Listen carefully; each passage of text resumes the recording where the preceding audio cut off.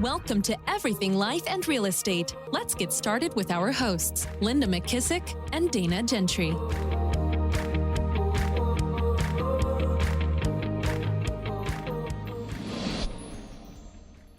Hi, everyone. Welcome to Everything Life and Real Estate. I'm Linda McKissack. And I'm Dana Gentry. Hi, Dana. So we just got back from Mega Leadership. I wanted to share a few notes with everybody on kind of what we got from there. We had a good, 2 days, day and a half? Yeah, 2 days. Well, yeah, day and a half, I guess. I don't know. My days have all run together for the last 2 weeks, and I actually fly to Chicago tomorrow morning to speak for their region, and then I come back. So I've been like one thing after another, after another, after another. Oh, that's funny because I speak for them in 2 weeks. No way. Yes. I'm doing the Made for More and how to get to 100 million net worth. Oh, perfect. Oh my gosh. Well, I'll have to tell him that I'm glad that I went first and I didn't have to follow you. That's what I always say. That's funny. Oh, yeah. I think mine is June the 11th. When's yours? Mine's Wednesday this week. Yeah, I fly tomorrow night and I'm there all day Wednesday. I'm doing my class, The Marketing Advantage. And then he wanted to do like a social media panel and marketing afterwards. So we're doing that Oh, that's afterwards. good. Oh, that'd be perfect. That's awesome. Yeah, it'll be really good. Yeah. But Dallas was great. I mean, I had a lot of great takeaways for a very short period of time. Gary opened and really talked, I thought it was great. He opened with like the way slide, I think he calls it, but basically he just talked about how there's a lot of fear, which I feel like that's just kind of with everything in life. I don't know. But well, and I think what I love about the theme between what 10x is easier than 2x and what Gary's the path he's on is how to use fear in a positive way. You can be, right. I think he says you can be fearful or fearless. You know what I mean? Yeah. Yep. And so I think there's a common theme if you look at all the stuff coming out right now between, really making fear work for you, not against you. Yes, so true. Yes. He had two huge things that I took away from that. The first one was he said rational fear is actually good. Like you want to have a little bit of rational fear, but he said it's the irrational fears that are not because there's no data or anything to support them. And so it's like this in my brain, sometimes I can kind of go to an irrational, fearful space over certain things. But then I liked what he said, fear goes away with positive action. And I was like, okay, that's good to like keep in my phone to just remember if I feel like I'm in a fearful state, like I just need to get into positive action. Yes, that's a really good way to look at it. Matter of fact, I think I woke Jimmy up last night with one of my fearful thinkings. I mean, I think it was just on my mind because we had a conversation about something. And I only get these when I feel like I'm kind of out of control or things are happening. Things are happening that I didn't prepare for because, I always think about the thing that happened to us in the late 80s when I always say the graduallys and suddenlies that happen in your life. Yep. Well, when another one happens to me, I'm always so shocked because I've thought through all of them that could happen. Yep. So those are the ones that start to wear on me. And I think I was thinking about it. So I started worrying about it in my sleep. Yep. So what I do when I worry is I worry loud enough that Jimmy wakes up so that he'll help me feel better. He'll talk about it with me and say, Linda, we're going to be fine. It'll be okay. But I think it's exactly right. It was irrational fear. Yep. Because well, he says, one of the things he said that I told you about that really stood out to me is predictability may be gone. Yeah. And I'm like, oh, that sounds horrible to me. But he said, the trick is to understand only a few things we can control: how we think, what I say, and what I do. Yeah, he said those are the things you can be certain about in your life. Like if you want to be in a certainty space, those are the three things that you can be certain about, and everything else is kind of uncertain. Yeah, I think the panic happens for me when I think I am not ahead of the situation. Yeah. You know what I mean? But it's so funny because my brain immediately goes into start to strategize how to not be in this position for very long or to try to get out of it or do whatever. But I think when I think about it in the form of, irrational fear, I think is when you're just letting it wander around your head and you're not saying, okay, well, let me really look at the facts. What are the real facts here? And then what do I have control of? Well, I have control of what how I think, what I say, and what I do. Yep. Yeah, that was really good. Well, just I just think right now you just hear a lot of people acting like they don't have control over certain situations or over certain things, and the reality is, if that's what you're thinking about, then yeah, you're going to slip into an irrational, fearful state. Well, and I think too, for me, okay, I have to go to what's the worst case. Okay, so yes, this happened, and yes, this changed certain things.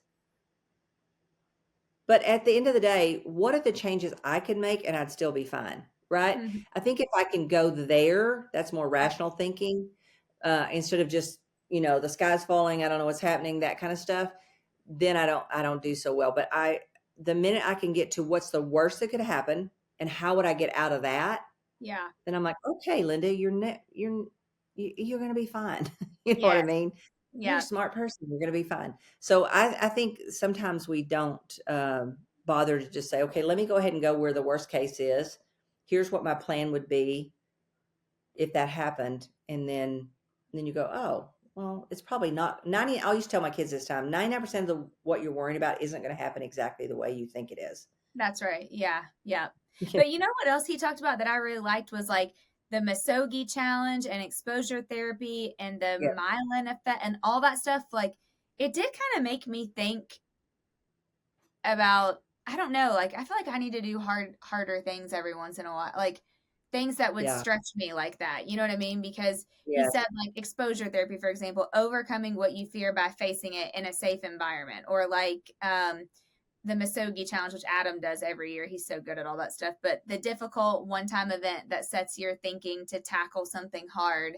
I think I just get so busy in like that all the other stuff that I'm not challenging myself in like that mentally Mhm. tough space.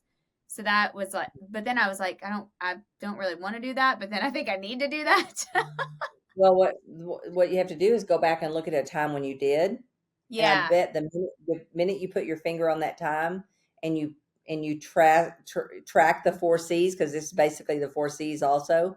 You Yep. track the big commitment that scared the heck out of you, you track the courage that you needed to do it, you track what credentials you didn't Credentials. have that you had to get, uh, and then you look at the new confidence you got. The problem is if we stay out on that outer one, which is complacency, too long, it gets scary to go back and find that other big commitment, because when it's a big enough commitment, it's kind of hard. There's some hard spots in it, Big time. Yeah, totally. Totally. but the progress is worth it. So I love that he's kind of coming full circle on all this, because he's basically addressing fear. And he even did it by having the speaker that they had.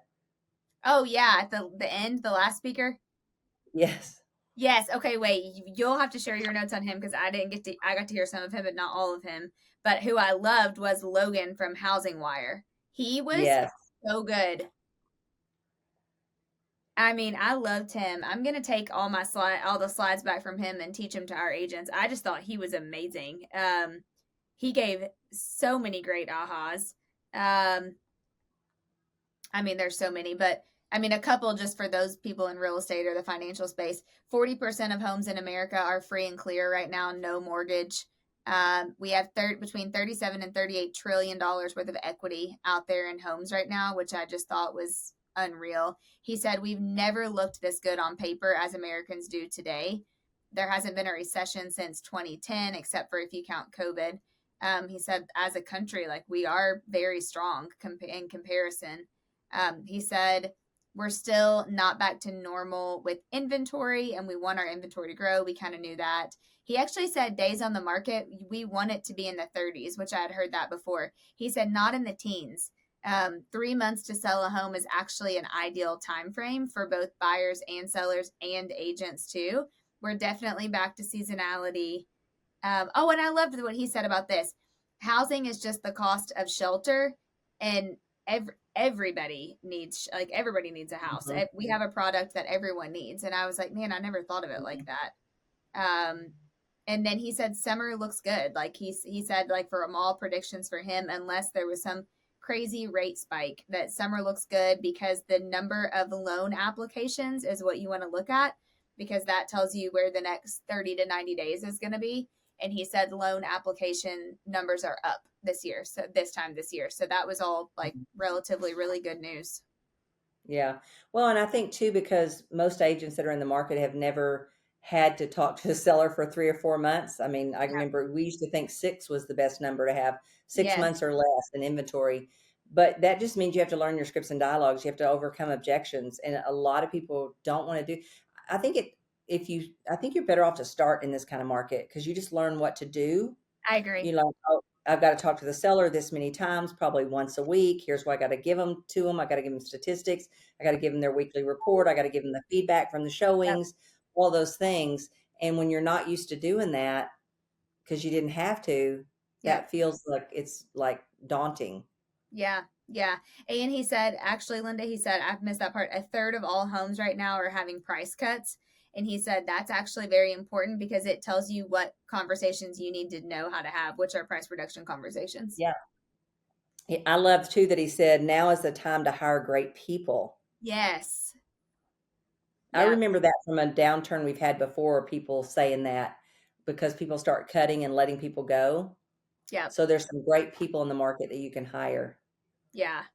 Yep, super good. Yeah, I loved that. We got to hear from the Zillow industry speaker, which was an interesting conversation, I thought. I mean, there was so many things they talked about in regards to, on market, off market versus off market listings or in office exclusives, etc.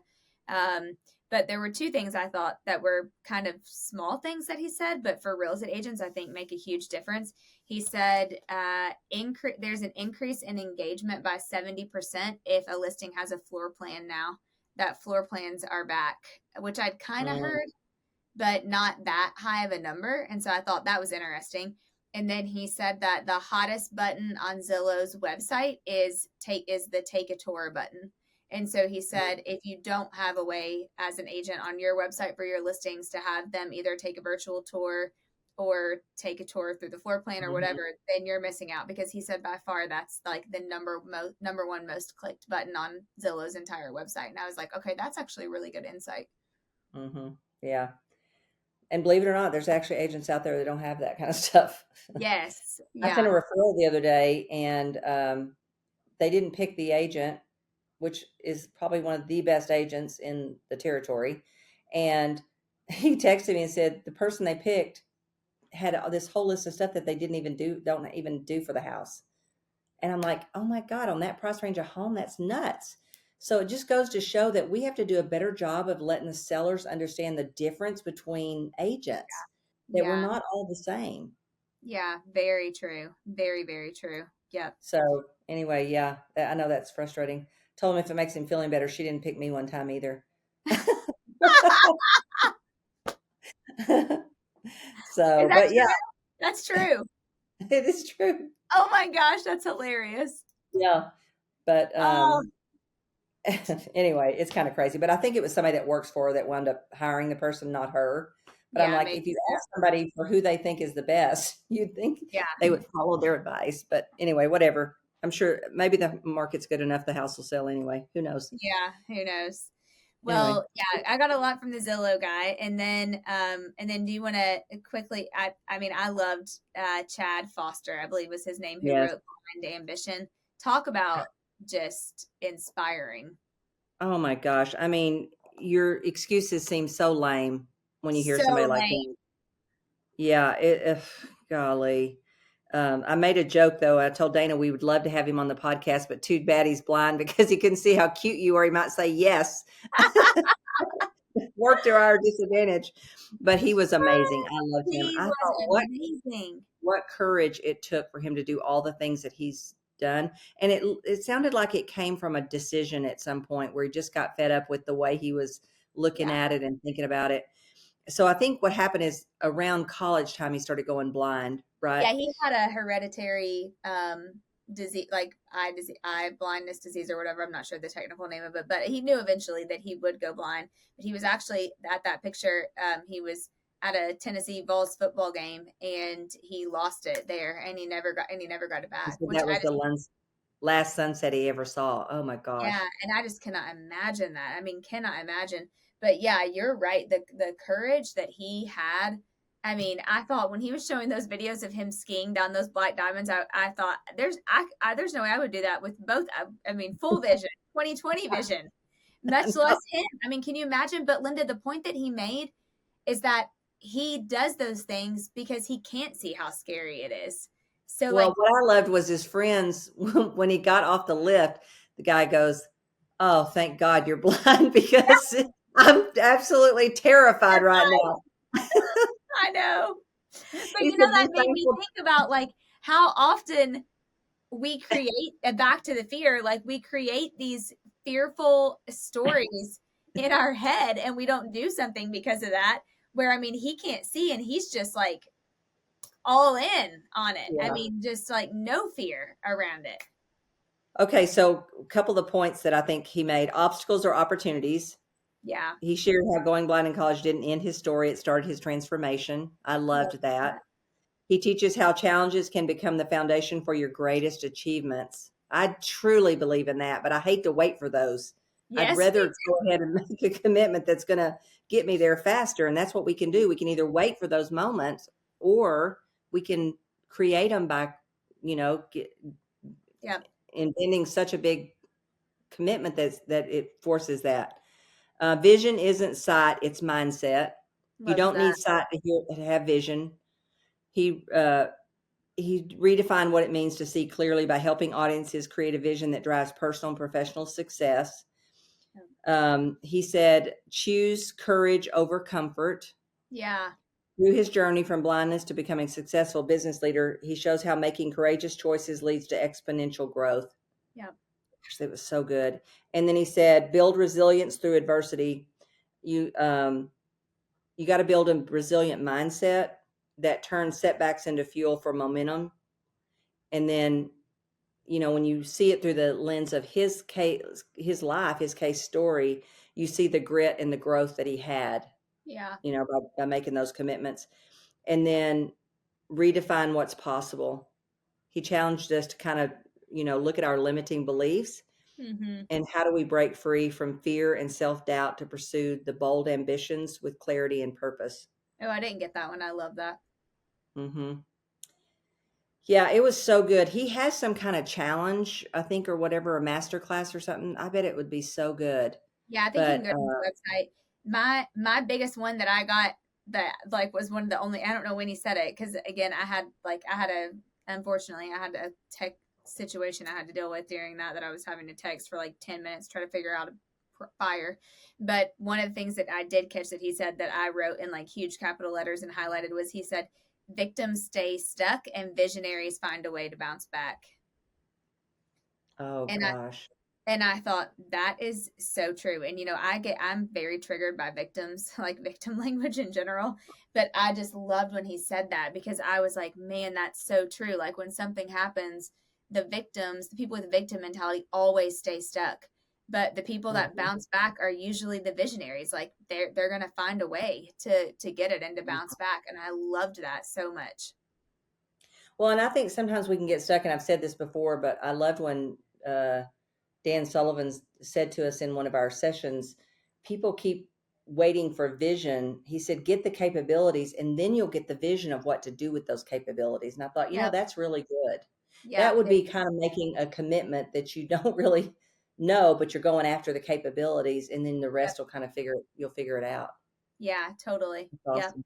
I loved Yeah, it. It so was so good. good. Yeah, he was so inspiring. I mean, he was just great. And actually, it was so cool afterwards, Linda, because you know her, but my friend Hannah Kitt, who's the team leader in Asheville, her brother actually has that same disease. And so she was able, I was like, Jeff and I were like, go talk to him, go talk to him. So she went up to him afterwards and got his contact info. And he said, I'm serious, like, have your brother call me. I did not have one person that I could talk to about this. And he's like, I would love to have a conversation with Oh him. my gosh. And What a Hannah blessing. was like, about like, just lose it. And I was like, that is so cool. Like, that is the greatest thing ever. Yeah. Because that will impact her family. I mean, her brother is 37, so he like made it longer, I guess, than what Chad did age wise. But Hannah was like, I've just never heard of anybody with a story Yeah. like that who's had that. So it was so encouraging for her because she was like, gosh, that gives me hope that like he is going to be able to be okay, you know? Yeah. Well, and I'm sure too, it will inspire him to see that what a full life Chad is Absolutely. living, you know? Yes. Yeah. instead of Yeah. focus on the limitations of what he will have. That's awesome. Yep. Okay. Any final thoughts from Mega Leadership? It was very good. It was very good. No, but my final thought was just I always love just being around, being with my leaders and everybody being Yeah. together and learning together. Like it's just, I mean, our calls today, people's, ahas and takeaways. And it's different when you do stuff with your people as opposed to just by yourself. Yeah. Yeah. And you have some great leaders too, by the way. Thank you. You're so Awesome. good. All right. So remember, if you have not hit the subscribe button, please go ahead and do that now. And the greatest compliment you can pay Dana and I is to pass his podcast along to anybody that you think that would enjoy our conversations. And be sure and give us a great review. That helps other people find our podcast. And if you have a challenge, an opportunity, a question, or a guest that you think would be great on our podcast, be sure and reach out to us at info@everything life and real estate. Dana, guess I'll see you next week. Be sure to subscribe for more business strategies and tactics to inspire you to live an abundant real estate life. Don't forget to rate and review so we can bring you the best content. Find this and other valuable information at everythinglifeandrealestate.com.